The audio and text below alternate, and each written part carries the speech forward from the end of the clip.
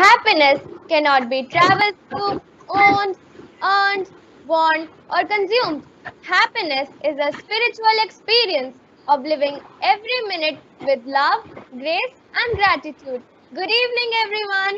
A warm welcome to the reverend parents, friends, and distinguished guests. I, Dheer, from GD Goenka Public School, Sector 10A, Gurugram, would like to extend a warm welcome to all of you to the very first webinar conducted by the students of grade 9th and 10th on the topic cognizance or realization.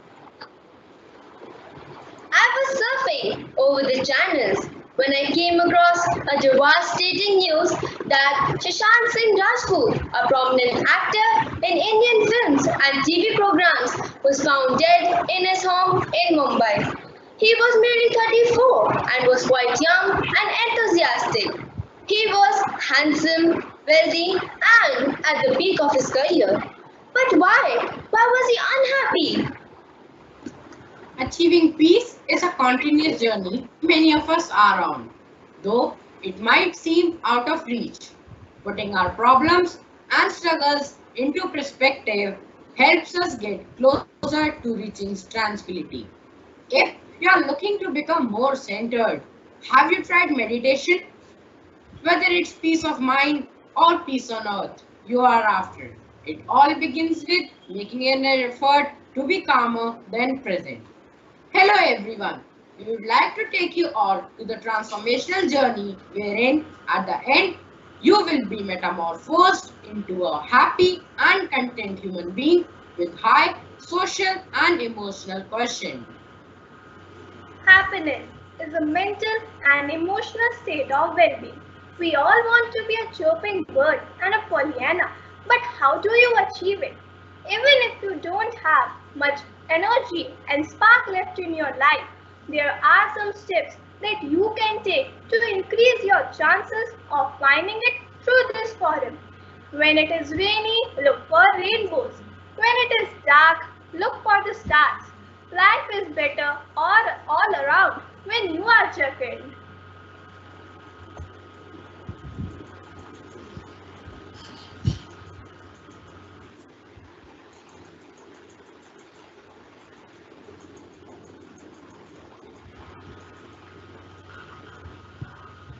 And right now, I am very delighted and elated to introduce two of our guest speakers to all of you. We have respected Aditya Saxena ji and Neha ji with all of us. Aditya sir has been working as assistant professor in the Department of Physics and as coordinator for internal quality assurance at Deshbandhu College, University of Delhi. He is an ardent follower of Krishna. Welcome, sir. We also have Neha Babis, who is the founder of NutriWestfield at Lucknow. She is also the external lecturer of nutrition at Army Nursing College and Command Hospital at Lucknow. Welcome, ma'am. Thank you, Aditya sir and Neha ma'am, for joining the session. Good evening to all of you, and thank you for inviting me to this beautiful platform. Thank you, Principal Madam, teachers, students, and parents. Thanks a lot. It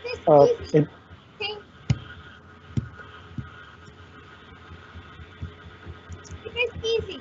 Think the exuberance as a result, but it is also a driver. In this interactive session, we will definitely find out the ways to be propitious, whether it is a one-day burst, restricted time plan during COVID-19 lockdown, or the lifetime. The ancient philosopher Aristotle believed to be vivacious. A person needed to live the life of virtue. By virtue, he meant to show such attributes as courage, generosity, and wisdom. How can one achieve these virtues? The answer is very simple, by acting out on them and to be generous with another person. For example, you can share your time, your money, your care, and your intellect.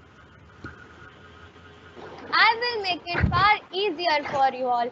Just adopt the right attitude by trying to do one act of kindness every day. It could be something small, like giving a compliment or helping out your parents or your siblings in their project.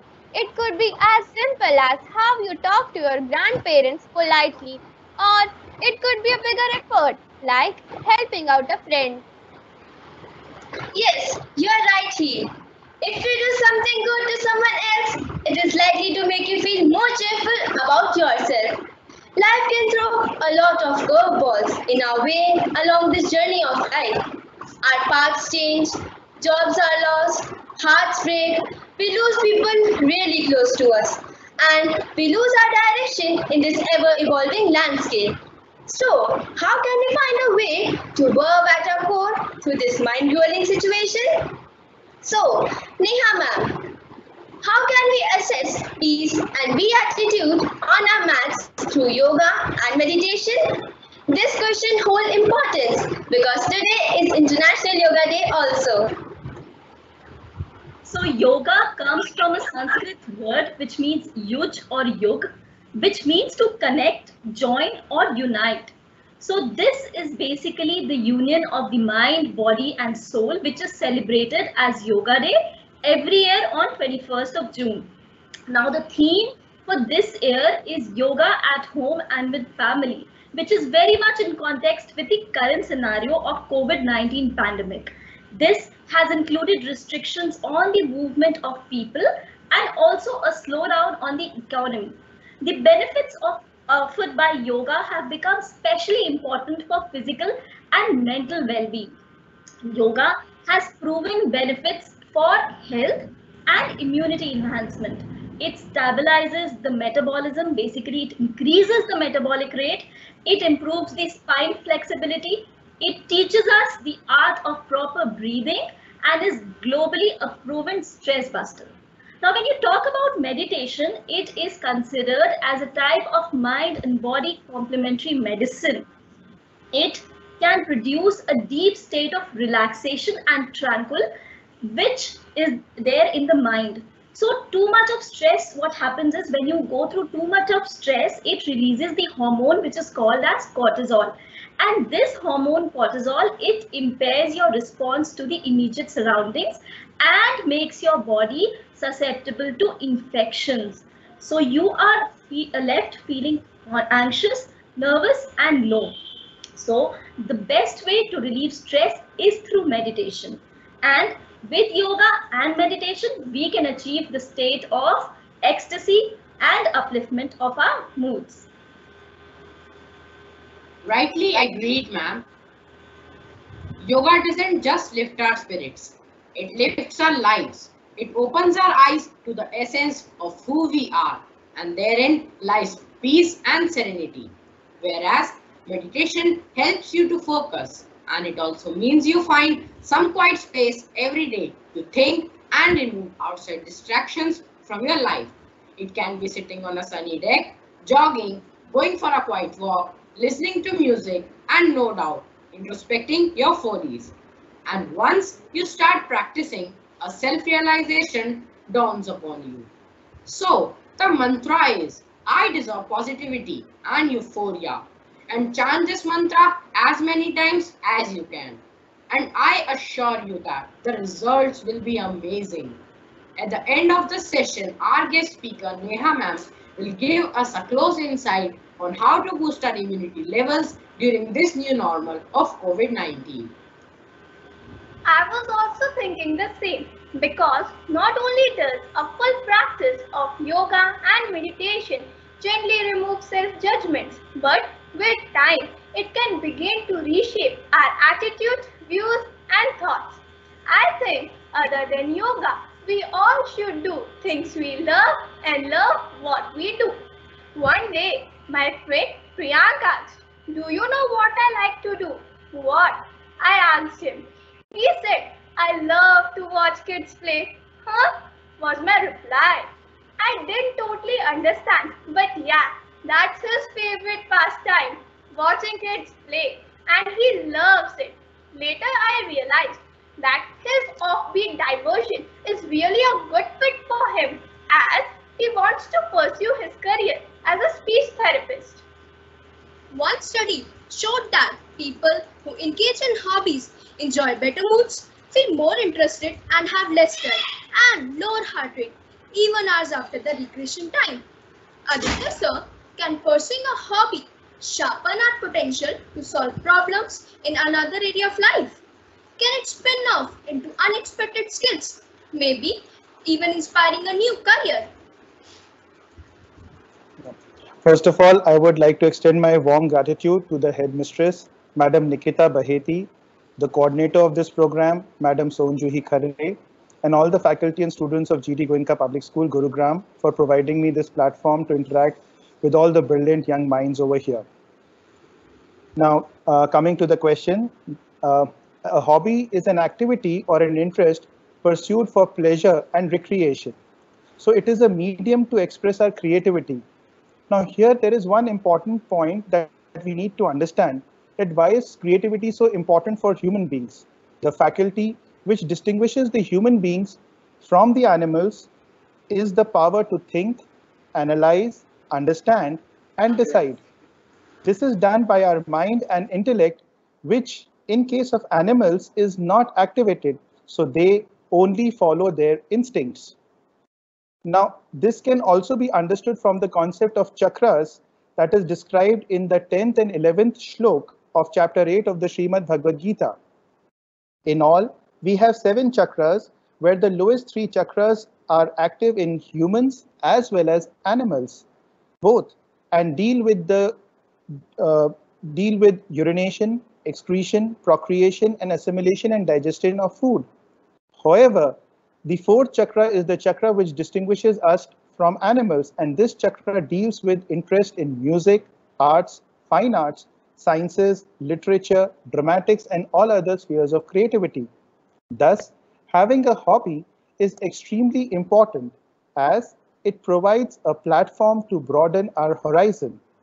This makes our personality multifaceted, thereby providing avenues for recreation and relaxation, and also ensuring that we are not tied to any one vocation or stuck up in a rut.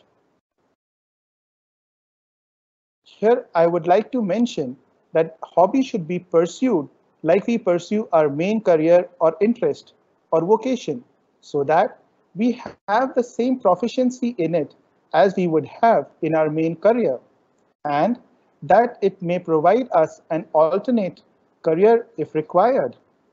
This also ensures that we don't feel tied or suffocated in just one vocation and provides us other avenues to explore as per our interest and aptitude.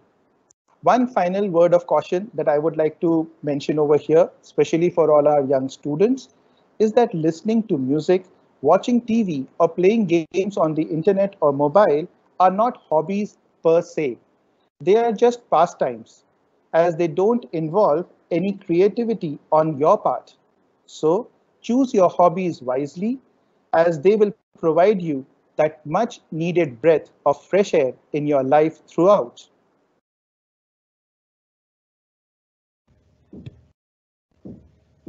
Thank you, sir. What could be more enchanting than pursuing a hobby during this challenging time? Developing and pursuing a hobby. Both are having a lots of benefits. This is scientifically proven in some various studies that hobbies make you do more productive and happier. I am sitting on haunches to continue with the same thought of achieving the seventh heaven. I would like to add that happiness is just a spoonful away from us. Surprisingly, consuming vegetables lead to a higher level of merriment over time than sugar or unhealthy food, which induces in the moment. Thus, studies have proven that fruit and vegetable consumption has beneficial effects on different indicators of our life, such as mental peace, general life satisfaction over broad range of time span. Thus, Fruits, vegetables, whole grains, and leaves. Unprocessed proteins are the best food for our daily diet. But over only the last 10 years or so have studies begun to show that eating healthy not only impacts on our physical health but as well on our mental health. And an unhealthy diet high in trans fat, sugar, and processed foods can lead us to depression, especially in children and teenagers, because it deprives the brain of the nutrient it needs and breed bad bacteria in the gut that will impact both our physical and mental health.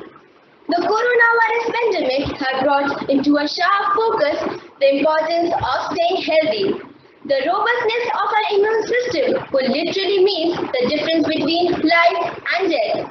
So Neha ma'am, how can we manage our immunity, food, sleep, yoga that would lead us to a much healthier and happier life? Okay, so I would like to answer this question by telling you about what immunity is. So immunity is the ability of an organism to resist a particular toxin or infection or virus, as in the COVID virus, by the action of specific antibodies or sensitized white blood cells or WBCs, which act on immunity and this is what is called immunity. Now, how quickly we recover from an illness depends upon our immunity. So if we have a strong immune system, chances are, first, that we prevent the viral infection, and second, even if we get it, we heal way quicker than people with a low immune system. So our defense system is like our own little army that consists of certain little cells which are soldiers that keep fighting all diseases and infections that we get. This immune system is constantly working to protect us while we're studying, while we're working, while we're exercising, while we're eating, while we're playing. Every time it is there to protect us. So when we talk about immunity, we talk about lifestyle because our immunity is affected by the lifestyle that we are following these days. And lifestyle has 4 verticals. First is nutrition, second is yoga, third is rest, and fourth is stress, or I must say de-stress. So nutrition means eating healthy. So when we talk about immune supporting nutrients, we talk about vitamin C rich fruits, which include the citrus fruits like oranges, lemons, sweet limes, grapes, Indian gooseberry or amla, which is a very potent source of vitamin C, and the guavas. So these are really good sources of vitamin C, which enhances the immunity. Apart from that, you have melons, you have tomatoes, bell peppers, etc., etc. All vitamin C rich foods are good for immunity.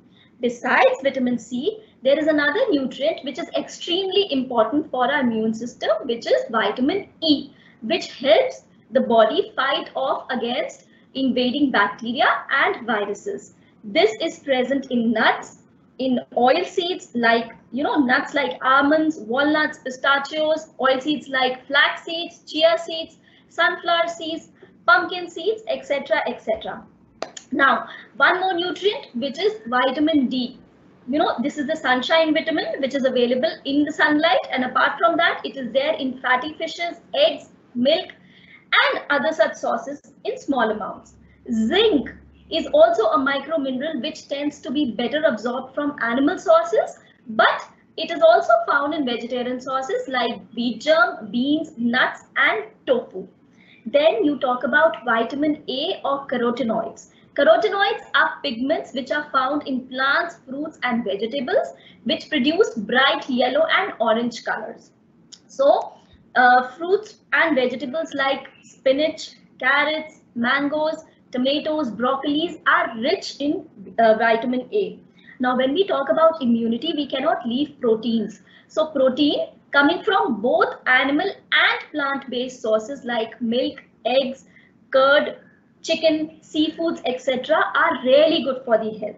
And one last thing are the probiotics. Probiotics are the good bacteria which promote health to the body, and they can be included in the form of curd, in the form of yogurt, matha, lassi. It is actually good to enhance the body's immunity because The gut also helps in boosting the immune systems. Second vertical is your yoga. The more sedentary you are, the lower becomes your immunity. The immune system requires blood circulation that happens when we move and not when we are sitting around. So we need to be constantly moving and exercising.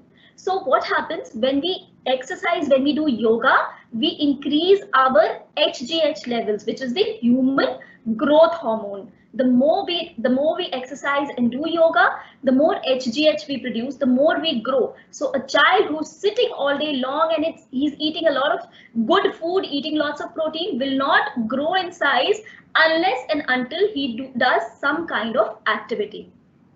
Sitting is basically known as the new form of smoking, because just the way smoking kills, sitting also kills. It reduces the good cholesterol levels by 20% when you're sitting. It reduces the blood flow or the blood circulation in the body. While you sit for a longer time, say more than 2 hours, more than 3 hours, if you're sitting at a stretch, the blood sugar levels rise and metabolism also slows down. So always remember to take breaks, exercise, do yoga, stretch yourselves. That is very important to keep your immunity boosted. The third vertical is the sleep, and this is the most important ingredient in your health. Your immune system recovers when you sleep. Sleep causes growth and repair and development of the brain, the development of the musculoskeletal system of the children. So, children, you have a lot of extracurricular activities these days, lots of studies, lots of tuitions. So what happens is the child compromises on sleep. But nothing should compromise on sleep, because all the magic happens when you are sleeping. Better sleep means better grades, better memory, improved mood, and lower chances of getting sick. Without sufficient sleep, the body makes fewer cytokines, which is a kind of protein which targets the infections and inflammations in the body. And also it lowers the immune system. Okay, and the last vertical is stress. Stress levels have a direct impact on immunity. The harder you are working, the faster you will fall sick and the longer you will stay sick. Children are living in a world which is full of pressure, all kinds of pressures, peer pressure, studies pressure, every kind of pressure. So for parents, I would like to tell you that allow your children to be heard. Give them a platform to express their thoughts, to express themselves. You might not be knowing what stress they are going through. Listen to them. Don't advise at them. Don't shout at them. Give them a safe space to express yourself. Okay, so that is what is very important to boost your immune system.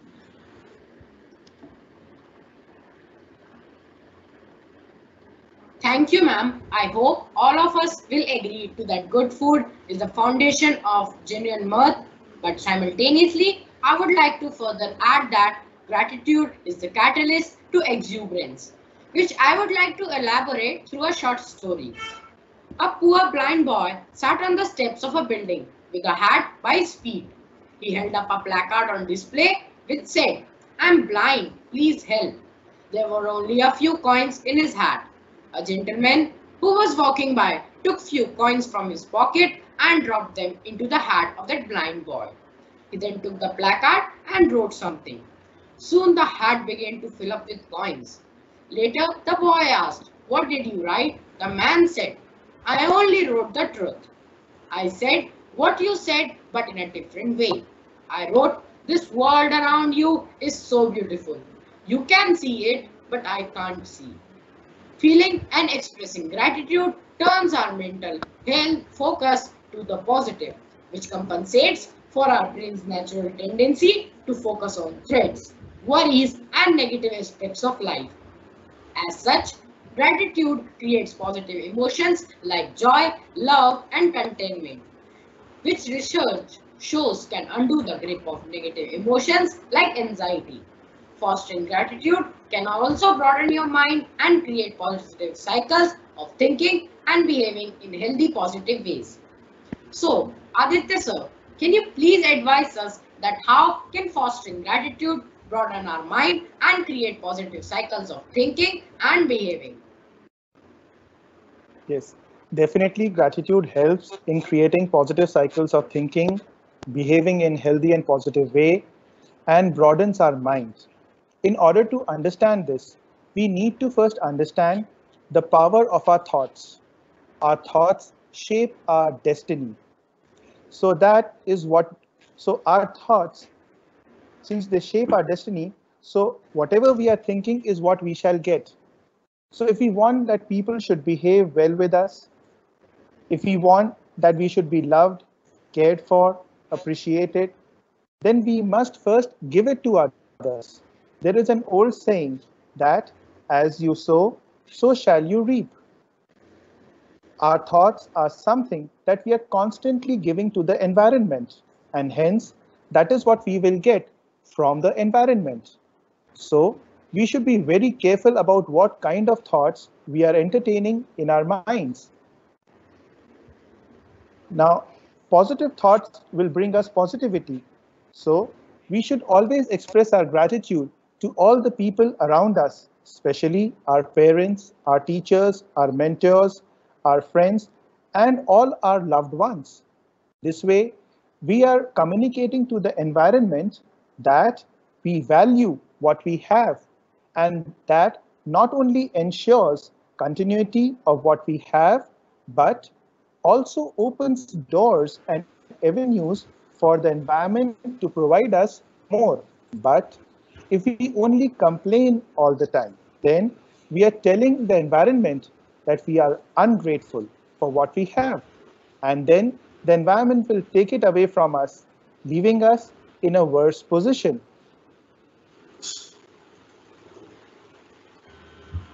Thank you, sir. I do agree with you. We should be thankful for whatever we have. Think positively and differently, and that will indeed make you guilty. A saying by Buddha goes that just as a candle cannot burn without fire, similarly, men cannot live happily without a spiritual life. Spirituality is simplicity. When life is complex, complicated, and cluttered, and the feelings of stress arises, and no time is left to appreciate the finer things in life, then spirituality can help. What a person needs to do is to minimize the demands from the outer world, minimize his desire. Spirituality involves living in present. This is an essential necessity to master the art of living. When people worry about their future, he creates the problem that may not occur.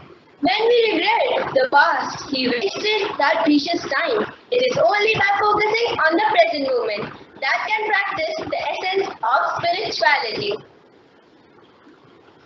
Spiritual practices help to reduce de-stress and panic in the COVID-19 patients and others. It also focuses on unannounced questions such as what is the purpose of our lives? During self-isolation or quarantine, read spiritual and inspirational books which will fill your heart and your soul with the positive thoughts and courage. Reading of spiritual scriptures, prayers and meditation, deep abdominal breathing and visualization will help you to calm down and develop strength to fight with the COVID-19. Spiritual practices also help to strengthen the immune system. Today, we have Reverend Aditya sir with us, who would give us the valuable tips to face this challenging time. I would like to know, sir, how effectively our body battles from the coronavirus if we are spiritually sound. Yeah. So first of all, we should understand that what do we mean by being spiritually sound? It means to be in our real identity. Then the next question that arises in our minds is that what is our real identity? So in order to look for the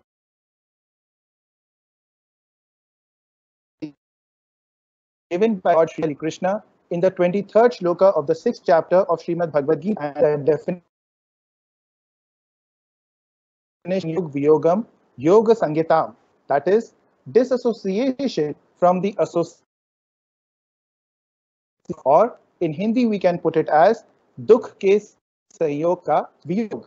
So what this actually means is that to be ever free from the remotest trace of any cause which can lead us to pain, agony, sorrow, stress, fear, anxiety, remorse, or any other such negative affliction.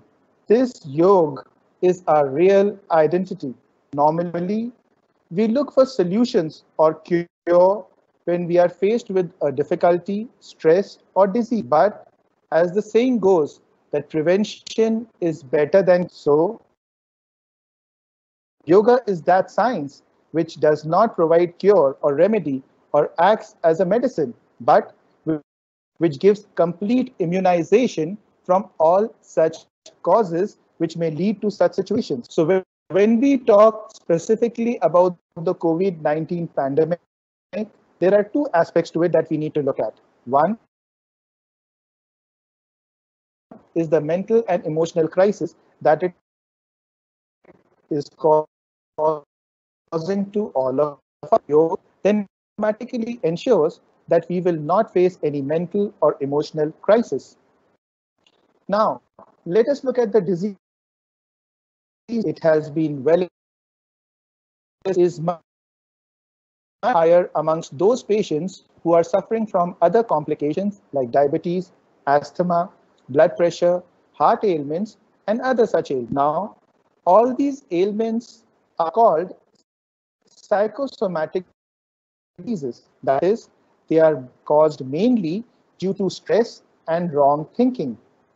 In the Uttarkand of Ramcharitmanas, revered saint Tulsidas ji says, he basically mentions a number of such diseases and calls them Mansik Rog. Spiritualism helps in correcting this and ensures that we are free. Thus, even for the COVID-19 pandemic, if we are following the path of spiritualism, then we are much better equipped to deal with it in every possible way.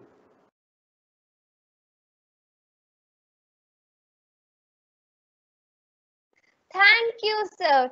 In this session, the minds of our audience must have been steel trapped, but I can still make out that there are a lot of questions bubbling in the minds of my friends. So, I would be grateful if you can please satiate their thirst of knowledge by answering to their queries. Health is the result of investment in good nutrition. According to you, Neha ma'am, what proportion of meals is best for a teenager? 3 large meals a day or 6 small meals a day? Well, I would like to tell you that 3 meals and 6 meals. If we talk about 6 meals in a day, it is definitely better than 3 big ones. Because when you take 6 meals in a day, the calories are evenly distributed. You don't binge eat, and so are the nutrients. Because once you eat 3 major meals, you tend to eat a lot, and this might be a cause of weight gain because of excessive eating at that time.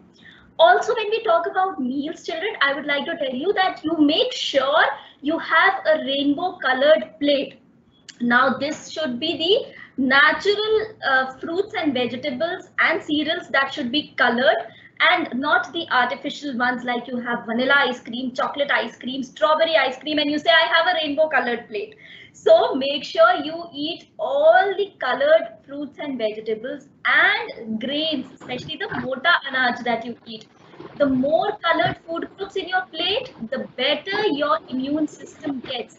It does not get better in one day, but yes, it takes time. But start eating from right on, you will feel better. Your immune system will be boosted. Also, avoid bites. When you avoid refined flour, when you avoid sugar, when you avoid excess salt and excess potatoes, you feel much better. Make sure that your diet has a lot of complex carbohydrates. When we talk of complex carbohydrate, means a lot of cereals like your jowar, your bajra, your millet, your ragi, your sorghum. The difference when we talk about complex carbohydrate, we talk about eating fruit with the peel. When you eat the fruit with the peel, it gives you complex carbohydrates. But when you take the fruit juice, it gives you simple sugars. So that is what is important. Avoid packaged and processed foods like your chips, your peppers, your pickles, your all different kinds of pastries, burgers, all of them which are processed should be avoided. And avoid sugar and sugar products. You should always see what your body needs, and you don't have to follow somebody else's example. If they are following a certain diet, doesn't mean that it will suit you. If they are eating 12 eggs in a day, doesn't mean that those eggs will suit you too. So you should eat according to your climate, according to your body needs, and according to your environment and tradition. That means eating blueberries and raspberries is not going to help you. But yes, eating amla, eating guavas, those which are coming in the season, these are actually going to help you. And last thing is that hydration is a must. You should drink a lot of water to boost your mood, to detox your body, to stay hydrated, and to boost your immune systems.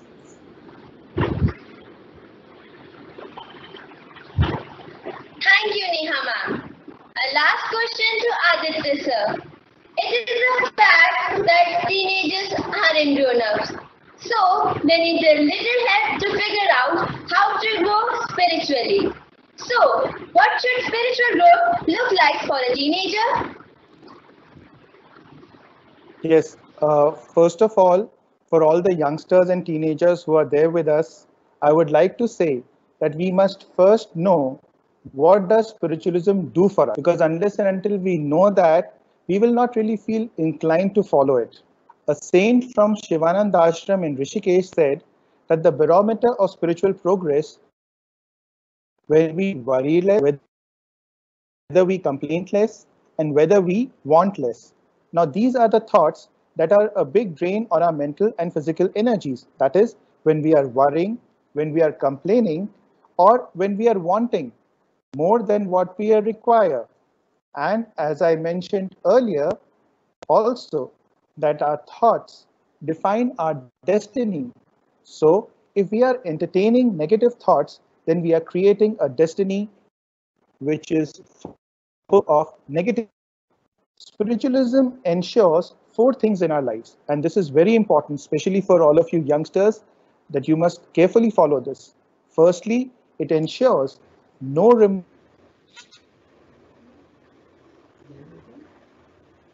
future. Thirdly, happiness in the present. And fourthly, no complaints with anyone. Now, it is we who have to decide that what kind of life do we want to give ourselves. Another important concept that I would like to share with you over here is the one that I've already mentioned at the beginning, and that is that what is it that distinguishes us from the animals?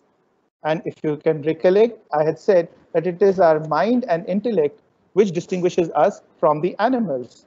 However, this mind and intellect that we have has a limited capacity. So when we fill our mind and intellect with thoughts of remorse about the past, worries about the future, unhappiness in the present, and also complaints with everybody, then what is it that we are doing? We are virtually leaving no space in our minds and our intellect that we can fill with our studies, education, interests, and hobbies, and ensure our physical and mental well. In such a situation, how can we achieve success? Because the focus and determination of the mind and intellect that is required to achieve success is lost in all these negative thoughts. Thus, it is extremely important that we follow the path of spiritualism, because only then we can ensure that our mind and intellect perform at its optimal level, and then nothing can come between us and our goal. One thing about Srimad Bhagavad Gita also that I would like to mention over here. People, especially youngsters, think that it is a text that is meant to be read page and peaceful environment. Here, I would like to point out that neither was Lord Krishna who gave the sermon an aged person, nor was Arjun an aged person. In fact, neither of them had lived their full lives and were at the fag end of it. They were very much in the prime of their faced with an imminent war, and Lord Krishna motivated Arjun to fight and not run away as he was wanting to. Also, this holy conversation happened in a battlefield which was far from being peaceful and quiet.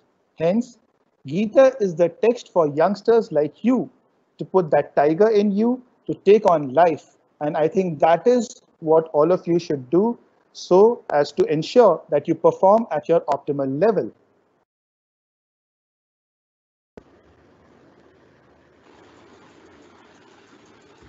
Thank you, sir, for your collectible advice. I, on behalf of entire grade 9th and 10th, extend a very heartfelt thanks to the honorable guest speakers who blessed us with their presence and took out valuable time of their busy schedule. I must mention our deep sense of appreciation for Aditya sir for his priceless suggestion, and the way he explained such a typical topic of spiritualism is exemplary. Also, I would like to extend a special thanks to Neha ma'am for inspiring us to take a stricter health regime. I am very grateful to the Reverend management members of our school for giving us an opportunity to organize this event. I also wish to express my gratitude to our headmistress Nikita ma'am for providing guidance and encouragement. I am very thankful to the parents for their support, and I heartily congratulate all the participants for their active participation in this event, as no program can become successful with a single person. So I extend my big thanks to our mentors for their support. Thank you all of you for making this event successful with their contribution. Thank you, Riya. Aditya sir and Neha ma'am, can you give a one-liner message to our parents and my friends? Thank you so much for bringing me here. Once again, I would like to say thanks to all of you to letting me this beautiful platform. And one thing, one liner, the takeaway message that I would like to give you all, that the pandemic COVID-19 has taught us a lot of things. But above all, it has taught us that health is the real wealth, and also that health is in our hands. It has taught us to be Atmanirbhar or self-dependent, which means that we have to take care of ourselves with the proper nutrition, proper yoga, and proper lifestyle management, rather than relying on any medicines to recover.